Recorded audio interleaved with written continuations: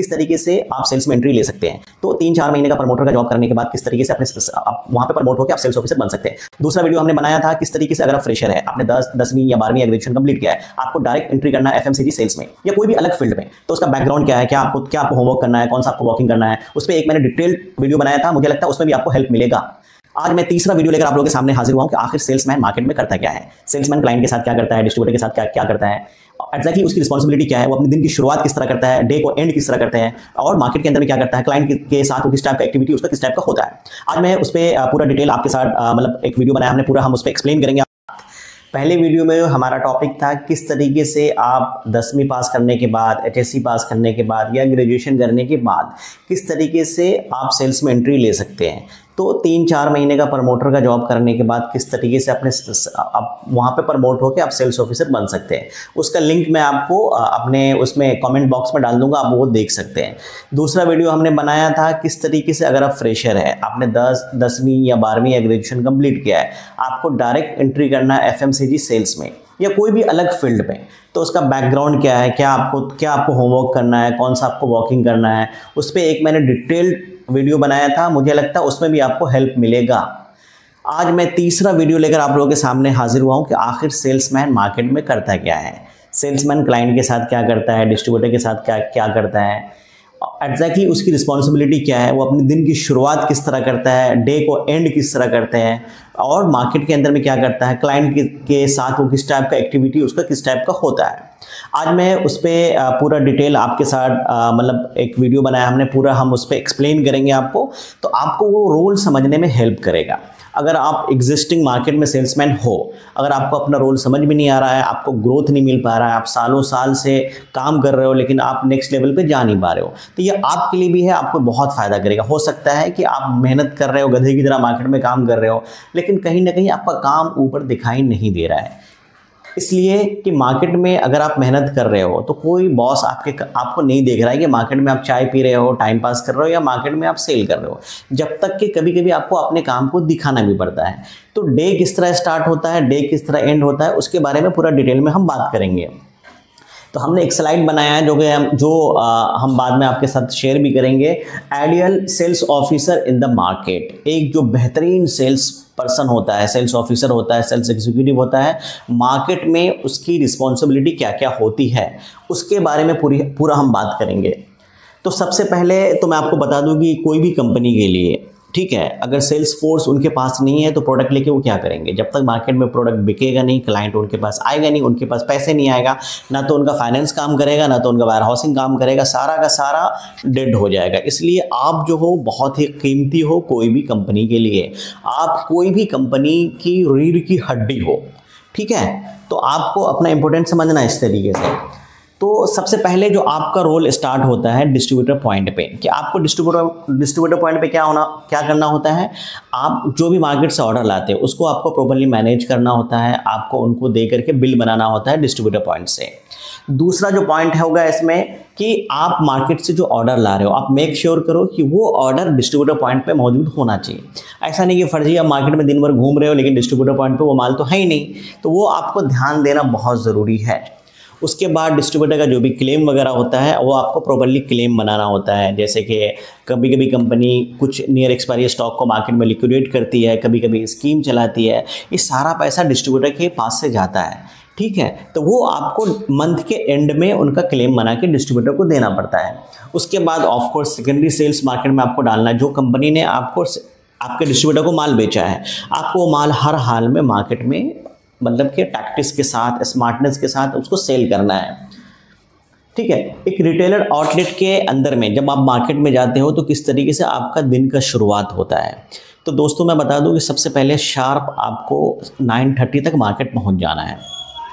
आप घर पे रहिए, अच्छे से ब्रश कीजिए, अच्छा कपड़ा पहनिए, इन कीजिए, शूज़ पहनिए, शूज़ प्रॉपर्ली पॉलिश होना चाहिए, आपका नाखून आपका कटा होना चाहिए, आपके बाल अच्छे से ट्रिम होना चाहिए। अगर आप दाढ़ी रखते हो तो प्रॉपर्ली उसको सेव कर लो या तो उसको प्रॉपर्ली सेट करो। आप ऐसा नहीं लगना चाहिए कि आपको तिहाड़ जेल से छूट के आए हो मार्केट में, इसलिए कि आप क्लाइंट से मिलते हैं, आप दुकान वाले से मिलते हैं, तो आप प्रेजेंटेबल होना चाहिए। इसलिए कि अगर आप अच्छे से मार्केट में हाइजीन मेंटेन करते हुए नहीं जाएंगे तो कोई भी आपको खड़ा करने वाला है नहीं। वहाँ पे क्या करना है आपको कि मॉर्निंग में आपको पूरा डे का प्लान बनाना है कि आपके आउटलेट, आपके रूट में 15 दुकान है, 20 दुकान है या 30 दुकान है, व्हाटएवर जो भी रहेगा उसके हिसाब से आप प्लान बनाइए कि आज सबसे इंपॉर्टेंट आउटलेट कौन सा है, कौन सा आउटलेट है जहाँ पे कम एनर्जी डाल के भी ऑर्डर ला सकते हैं, कौन सा आउटलेट है जहाँ पे चैलेंजेस चल रहा है, उस चैलेंजेस का आउटकम किस तरीके से आप उसको हेल्प कर सकते हो सॉल्व करने के लिए। फिर आपको क्या करना है, 1 to 1 आपको दुकान पे जाना है, दुकान वाले से बात करना है, उनको अच्छे से अपना उसके बाद स्टॉक देखना है, कैटेगरी में जाकर के प्रॉपर्ली आपका स्टॉक लगा है या नहीं लगा हुआ है।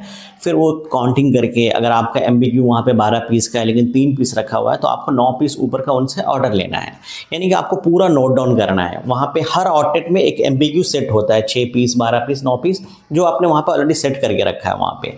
तो जो भी उसमें शॉर्ट रहता है हफ्ते में, लास्ट वीक में या लास्ट 12 दिन पे आप जा रहे हो, वहाँ पे जो भी सेल हुआ है उतना क्वांटिटी का आपको वहाँ पे जो भी परचेज मैनेजर होता है आपको उनसे ऑर्डर लेना होता है। उसके बाद आपको ये भी देखना है कि अगर एग्जांपल आप बिस्किट में डील कर रहे हो तो कंपटीटर दूसरी जो कंपनियां हैं वो अपने बिस्किट में क्या कर रहा है, कोई ऐसा तो नहीं 1+1 का स्कीम चला रहा है, कहीं ऐसा तो नहीं 10% का स्कीम चला रहा है, कहीं ऐसा तो नहीं उन्होंने कुछ नया कुछ लॉन्च किया है। तो उस चीज़ पे आपकी पैनी निगाह होना चाहिए, इसलिए कि जब आपका वीकली मीटिंग आपके बॉस के साथ होगा तो मार्केट का सारा आप जो भी लेते हैं फीडबैक आपको उनको शेयर करना है ताकि वो आपको अच्छे से हेल्प करे। उसके बाद एक चीज़ का बहुत सारा सेल्समैन जो होता है उस चीज़ का ध्यान नहीं देता है, मार्केट में जब जाता है वो अगर 15 आउटलेट अगर आपका मार्केट में है तो आपको ध्यान देना है कि कभी कभी नया दुकान खुलता है उस एरिया में, तो आप बाकी सेल्समैन से पूछते रहो कुछ नया खुला है क्या है, तो आप वहाँ पे जाकर बात कीजिए। हो सकता है कुछ दुकान वाला ऐसा होगा वहाँ पे जो आपका स्टॉक नहीं रखता है, तो उनको जाके आपको कन्विंस करना है प्रॉपरली, सैंपल उनको दिखाइए, प्रोडक्ट का जो भी USP उनको एक्सप्लेन कीजिए, वो प्रोडक्ट बेच के उनको क्या फ़ायदा होता है। इस तरीके से आउटलेट काउंट को बढ़ा सकते हैं। एग्जिस्टिंग दुकान जहाँ पे आपका 6 पीस ले रहा है, जब तक आप वहाँ पे बेस नहीं बनाते, क्वांटिटी नहीं बढ़ाएंगे, आप यकीन मानो आपका सेल नहीं बढ़ेगा। 6 पीस ले रहा है, आप उनको बताइए सर मैं जब आता हूँ तो 6 पीस में से 4-5 पीस तो बिक जाता है, सिर्फ 1-2 पीस रहता है, ये देखो दूसरा SKU का पूरा स्टॉक सोल्ड आउट हो चुका है। तो वहाँ पर रिक्वेस्ट करके MBQ बढ़ाइए, मिनिमम क्वांटिटी जो होता है एक आउटलेट में रखने का वो आपको बढ़ाना, ये होता है स्मार्ट सेल्समैन का मूव होता है। ये मार्केट का पूरा आपका हो गया। तीसरा होता है आपको विजिबिलिटी और मर्चेंडाइजिंग पे। विजिबिलिटी में क्या होता है कि आपने सुना होगा हमेशा कि जो चीज़ दिखता है दोस्तों वही बिकता है। अगर आपका दुकान में जाते हो, आपका प्रोडक्ट गिरा है, पड़ा है, फेंका हुआ है या छिपा हुआ है तो आपका प्रोडक्ट नहीं बिकने वाला है। 1-2 महीने के बाद दुकान वाला बोलेगा दादा तुम्हारा माल बिक नहीं रहा, लो उठा के लेके जाओ उसको, हमारा CNDN जो भी होता है क्लियर करो। दुकान में जाइए तो आप मेक श्योर कीजिए कि लास्ट वीक जो ऑर्डर लाया था वो माल पहुँचा कि नहीं, ठीक है। अगर वो पहुंचा है तो प्रॉपर्ली अलाइन डिस्प्ले में है कि नहीं, आप कोशिश करके दुकान वाले से बात करके उसको आई लेवल पे रखिए। फेसिंग बढ़ाइए, जितना फेसिंग बढ़ाएंगे सेल आपका उतना बढ़ने वाला है, ठीक है। फीफो मेंटेन कीजिए, उसके अंदर में कुछ नियर एक्सपायरी प्रोडक्ट है तो उस पर बॉस से अप्रूवल लेके उस पर स्कीम चला दो, ठीक है। अगर कुछ एक्सपायर प्रोडक्ट है तो उसको बाहर निकाल दो, दुकान वाले को बोलो कि सर ये थोड़ा एक्सपायर हो चुका है, इसको साइड में रखिए, मैं आपको इसका CN रेस करवा देता हूँ या नया स्टॉक भेज देता हूँ। ये चीज़ बहुत ज़रूरी है, इसलिए कि जब तक आप फ्रेशनेस नहीं करेंगे आप तो आपका नहीं होने वाला है। और हर सेल्समैन को महीने में एक टारगेट मिलता है कि आपको 5 लाख करना है, 10 लाख करना है, 15 लाख करना है।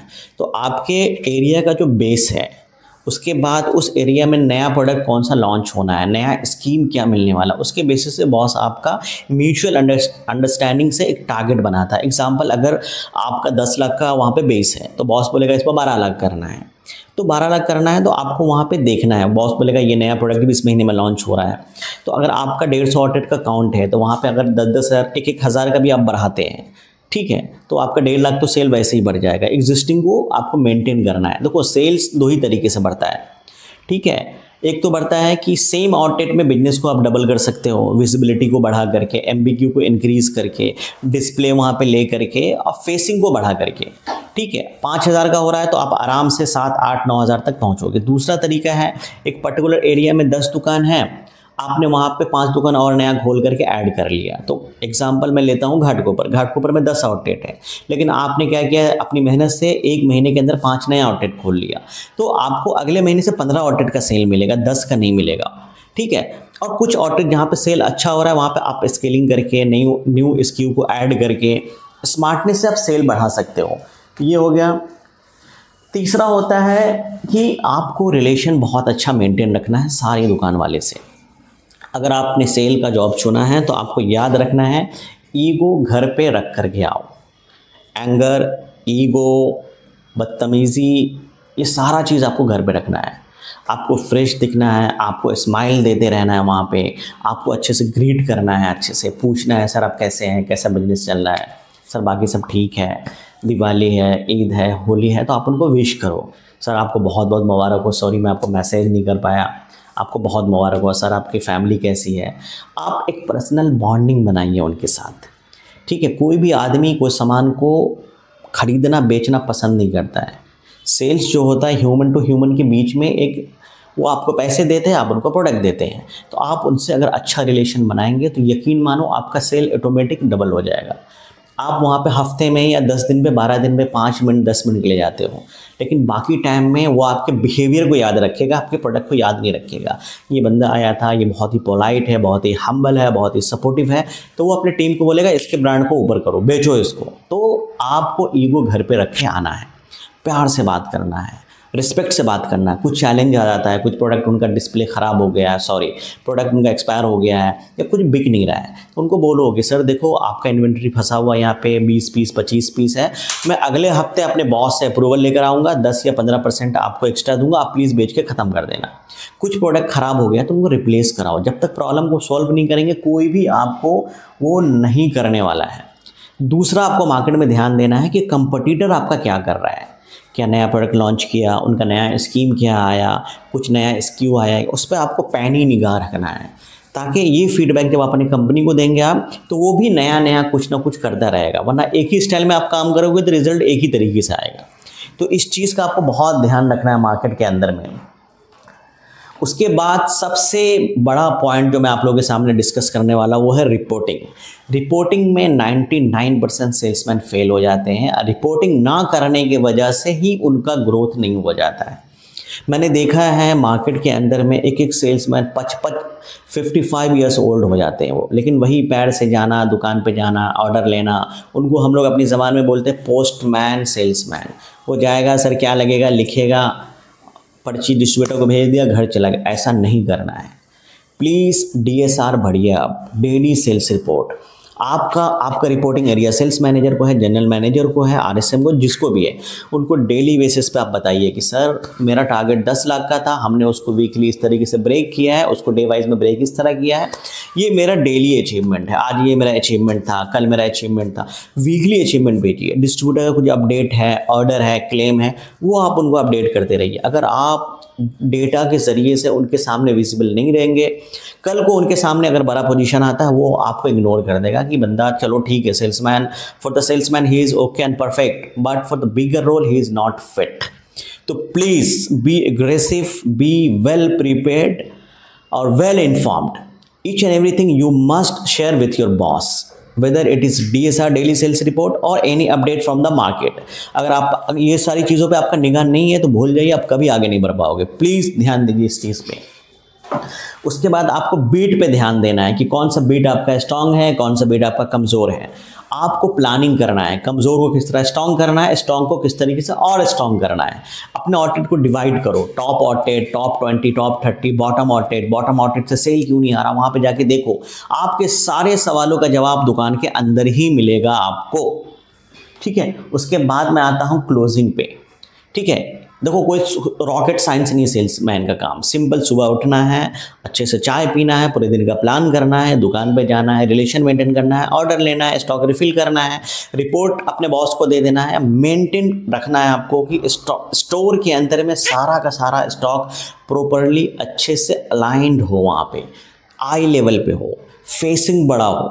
अगर कुछ स्कीम चल रहा है तो शेल्फ टॉकर होना चाहिए, ठीक है। आपने 20% दे दिया ऑफ एक पर्टिकुलर प्रोडक्ट में, कंज्यूमर बेचारे को पता ही नहीं कि इसमें डिस्काउंट है, वो तो आगे बढ़ जाएगा वो। तो अगर आप जा रहे हो, आपकी कंपनी ने कुछ स्कीम चलाया है, तो उस पर जो भी टॉकर होता है आप लगाओ, ताकि कंज्यूमर वहाँ से गुजरे तो उसको लगे यार इसमें कुछ डील है, चलो आज हम ले लेते हैं। ये छोटा सा काम है, अगर आप कर लोगे, प्रॉपरली करोगे, डेली करोगे, स्मार्टनेस के साथ करोगे, तो आपको आगे बढ़ने से दुनिया की कोई ताकत नहीं रोकेगी। Thank you very much.